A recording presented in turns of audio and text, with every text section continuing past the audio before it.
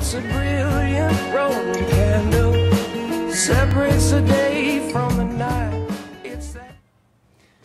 Hello, my friends. You have found Flashpoint Radio. I am your host, Jay-Z. It is Thursday, March 1st, the Ides of March, 2012. I'm coming to you from St. Louis, Missouri. I want to thank everyone for watching and staying tuned. Remember to follow me on Twitter at Flashpoint Radio and on Facebook, facebook.com/Flashpoint Radio, and hit the subscribe button on this YouTube page, and it'll send you a link every time I post a video so you can stay up to date and informed. Today I'd like to talk about a few important issues, some news stories that happened this week, and what I believe is going on, and some questions that I think you should ask yourself. A lot of this information is going to revolve around some Infowars.com's articles from Kurt Nimmo, Paul Joseph Watson, and Alex Jones. I suggest if you do not know who Alex Jones and Infowars is, go to Infowars.com, get yourself informed, and find out. At the end of tonight's Flashpoint Radio, we will be showing the trailer to Alex's new short 40-minute documentary, which is called New World Order Blueprint for Control. I can't remember exactly what it is, but he's got a new documentary that he premiered last night that should probably be for free on YouTube for you to watch regarding what they're really doing and the dangers that society actually should be watching out for, and not the manufactured dangers of Al-Qaeda and terrorism when bee stings and car accidents and drug prescription interactions kill many more people than terrorists do in this country every year. But guess what? We have to give up our rights and get groped to travel around this country. But we are going to start today with a little bit about the Ohio school shooting that happened on Monday. It was a tragic event, as all school shootings are. 4 people died. This teen was caught. He did not get shot. He did not point guns at the police, so he was taken into custody. TJ Lane is his name. He comes from a troubled family where his mother and father had some marital issues and some restraining orders against each other, I believe. So he did not come from the most healthy of backgrounds. I do not believe that that is an indication of any type of violence. I think I understand that we should pray for all those affected and pray for the young man and his family, and pray for healing, pray for understanding. But after we pray and after we care about those that have been affected, we have to ask questions. We can't just listen to the official story and say, let's go. Yeah, let's go with that. He was crazy. It was the guns. It was the music. It was the internet. Something radicalized him. It was his father. It was... Why don't we ask the questions? And I think anyone who's involved, any parent of anyone who was killed or injured, or anyone from that school, should actually ask what kind of medication this child was on. He was a student at Lake Academy, which is a school for troubled youths. It's kind of a government program for those that can't make it in regular school. I know because a girl was killed at my high school my freshman year from a child that came from a special education course. Our school got money and they put him in our school, and he killed somebody. I don't know all of his background, but I would ask that you ask if he was on medication. Was he on psychiatric drugs? If you check the link below from naturalnews.com, it has a whole slew of articles regarding the link between prescription drugs and school shootings and violence. Nearly all school shootings that have happened in this country, from Virginia Tech to Columbine, were purported to be pulled off by angry youths, when in actuality these youths were undergoing treatment and undergoing therapy by psychiatrists, and they were prescribed psychoactive prescription drugs. So please ask yourself, what was this child on? Was there something else that made him do this? I believe in evil, and it may have just been evil. It may have been his surroundings, but look at the facts and ask them to release his medical records. Do it for everyone's sake, so we can actually look at the real issues. Prescription drugs kill more people in this country than almost anything. And they will blame most deaths on natural causes if you die of a prescription drug interaction, just to keep the prescription drug companies from having liability on themselves. Moving right along, though, we're going to talk about the story of the day. Andrew Breitbart, conservative activist, died early this morning at 43, a little after midnight in LA, while walking around in the area, around his home. You know, he was a very vocal opponent of Barack Obama. He has stepped on a lot of toes in the Republican Party as well. He came from the Drudge Report. He was an early contributor with Matt Drudge over there at the super powerful Drudge Report, and he decided to branch off and build quite a formidable little organization there at Breitbart.com.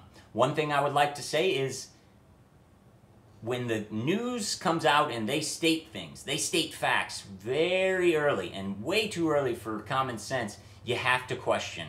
Every news article, every one of them today from mainstream news, said he died of natural causes. Unexpectedly, of natural causes. This comes from Reuters.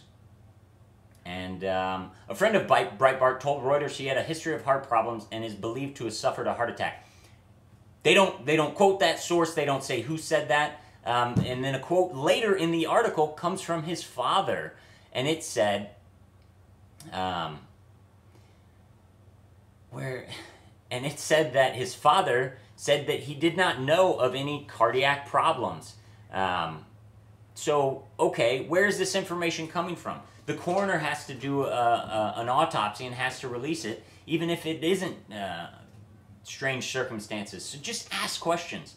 And the reason I want you to ask questions, check the links below, but we're going to go to this video real quick, and I want you to watch this small snippet and tell me if this changes your mind. Well, I've got videos, by the way. This election, we're going to vet him.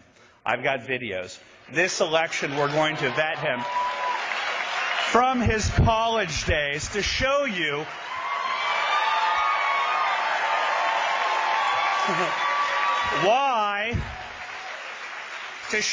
why racial division and class warfare are central to what Hope and Change was sold in 2008.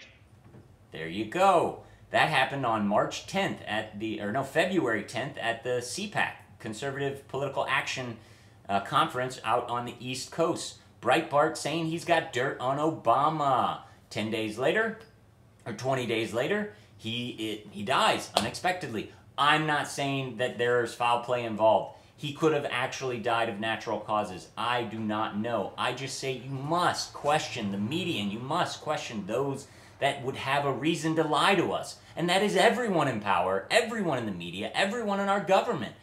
Breitbart was barking up the wrong tree, and he was getting into some tough issues like drug running by our government and the president, his records from college.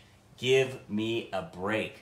Check it out. Don't let this go off. If if you're a fan of Breitbart, if you worked with Breitbart, please ask those questions. It doesn't demean him. It's not offensive to ask questions. Questions can never be offensive because they're questions. Honest questioning should never be offensive. It's sad to lose such a outspoken voice for freedom. He did not fall in line with all of my beliefs. He was kind of a war hawk, but he at least spoke the truth, and he was open about his own beliefs. He was not afraid to take on the establishment, and that should be lauded and applauded. I pray for his family, and I pray for healing for all those affected and all those that knew him and were touched by him. But please, ask questions. There have been too many strange occurrences and strange deaths surrounding people in our government and whistleblowers and people that have information or that are about to release information. The D.C. Madam, Terrence Yakey. Search those terms. Start page, Terrence Yakey and the D.C. Madam, and find out they both died, and they were both ruled suicides, and they were both very fishy circumstances. So that's all we're going to have for this special edition here on Flashpoint Radio. We're going to end it with the trailer to Alex Jones' new clip, or new documentary.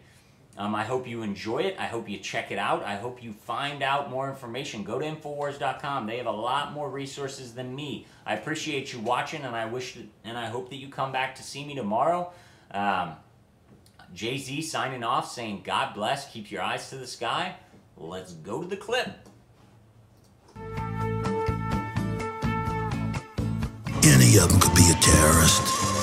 Don't trust the public. Oh my God, they're everywhere. Let's rise above their control paradigm and really see it for what it is and call it out. You've got a better chance of dying from a honeybee sting or falling down in your shower than you do of being killed by a terrorist. It is an irrational fear that's been engineered into people. I gotta track him. I gotta do what they told me. Why are you paying cash? Biggest hoax in human history. The threat of terrorism. Absolutely thinking the terrorists are hiding under every table.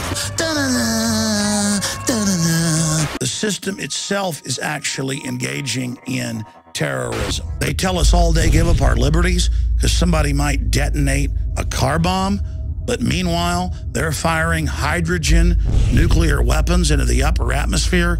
Our whole world has become a giant experiment by mad scientists.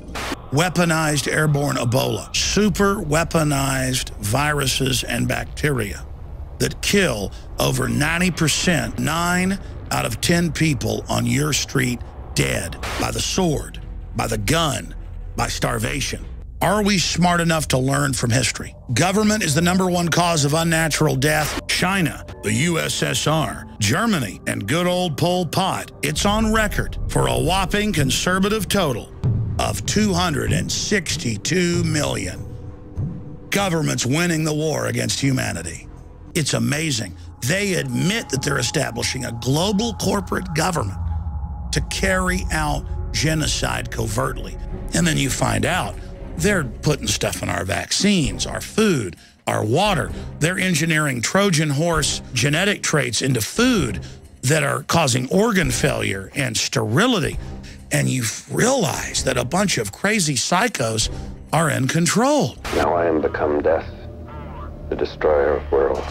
If a black death could be spread throughout the world, once in every generation, survivors could procreate freely without making the world too full. Bertrand Russell. Sick control freaks who hate humanity so much that they spend their every waking minute trying to think of ways to set up a global government so they can exterminate us and our families. My God.